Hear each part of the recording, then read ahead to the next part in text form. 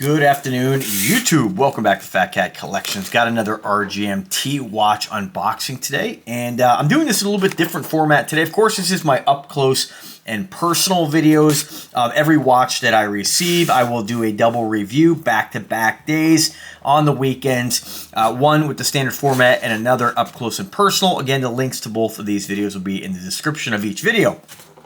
But right now, I don't know which one this is, so I want to do kind of just a surprise unboxing. Here is the box. Some of the RGMT watches come in slightly different boxes. It just kind of depends on the model. This one here has their pretty cool travel case done with like a vinyl of some sort, almost made to look like a carbon fiber. I like these. They don't take up a lot of room, and it's a case that you can use for other things. Just going to give it an unzip here. Yes, I think this is the Pershing. I think I'm saying that right. Pershing or Pershing watch. And this is inspired by, I believe, the Pershing tank. Again, just doing this kind of like with nothing in front of me, just giving you guys my 2 cents on the watch and whether or not I think it's something that you guys should look into further, right? And no big surprises here. You folks know, if you've been watching me for a while, I'm pretty open-minded when it comes to watches, and I definitely, and I don't mean that as to say like, oh, well, I just like any quality watch, which is, I guess, kind of true. But when it comes to quality of watches, this isn't rocket science. And a lot of these pompous watch snobs out there reviewing watches on the internet really just, they go above and beyond with trying to nitpick a watch's quality. And really, they're, I mean, in my opinion, kind of delusional. Because when you have a watch that's made of a specific type of material, fit and finishing, this isn't something I even mention half the time, because fit and finishing on watches nowadays, coming out of China, coming out of third-party countries, is just amazing. Modern machining has allowed folks to buy super affordable watches that give you the quality that was unheard of in a $100 watch, 30 years ago. So just kind of keep that in mind. So what do you get with this? So this is inspired off of the Pershing tank, although I've said before in my other video, it doesn't really, it's a loose kind of theme, right, or a loose kind of inspiration. And what I mean by that is a lot of times, the Dartmouth brands, whether it be Nubeo or Spinnaker or any of them, right, for the most part, and this is to be said across the board with all watches, themed watches a lot of times really just are the company has like these, like RGMT is a military inspired brand. That's kind of like their logo has the chevrons in it. But in all honesty, like there's nothing really that links this to a tank, right? There's nothing on this, like the bracelet isn't designed to look like a tank tread. These are pretty much basic, very loose, I guess, inspirations, right? They really just pick something military related like a tank and call it, they just kind of borrow the name, right? So really, if let's say you had a Pershing tank expert and he were to look at all, 3 different watches, and I were to say, hey, which watches do you think is named Pershing? Without any knowledge of RGMT and what their brand is kind of about, there's nothing really that makes this watch remind me of a tank, right? So again, just kind of take that with a grain of salt. What's most important is, do you like the watch? And I dig this because I've been looking for a square watch similar to, your standard Submariner homage watches, a typical 3-link bracelet. If you look on like AliExpress, you can find like builds where you buy an NH35 and mount it. Basically in just like a Submariner homage style watch, it's just square. So I've been eyeballing that for a while. I wish this had an exterior bezel that would kind of like check that box off for me, but it is a little bit different. And what I mean by that is it has a unidirectional inner rotating bezel, which is behind the crystal. Now, these are not my favorite, to be honest with you. I prefer an actual bezel. What I don't like about these is there's never any kind of like ratcheting feature. So this very easily moves around, and it doesn't take much to just kind of like, I'm not saying this is something that you're going to do, but like if I just kind of roll my hand on it like this, you could see it moves, right? So whereas a standard bezel, it clicks into, usually they're like 120 click rotating bezel. I wish they would have integrated like a click system in this. So when you set it, let's say I set this on the 5, it's going to stay, right? And I'm not saying this is going to wobble all over the place, but it doesn't take much to kind of move that, right? Again, very small gripe. It's just something I don't like about every single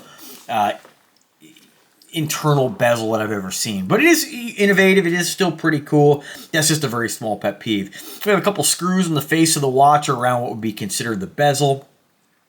Again, you have a square watch. This is a 50 millimeter watch, if I remember correctly. It is pretty big. Just before you make a purchase, again, don't just click the link, buy it without, if 50 millimeter is extremely important to you, or if you're like, it's too big, don't buy it and be like, Phatkat said 50. Do your due diligence and like read the description.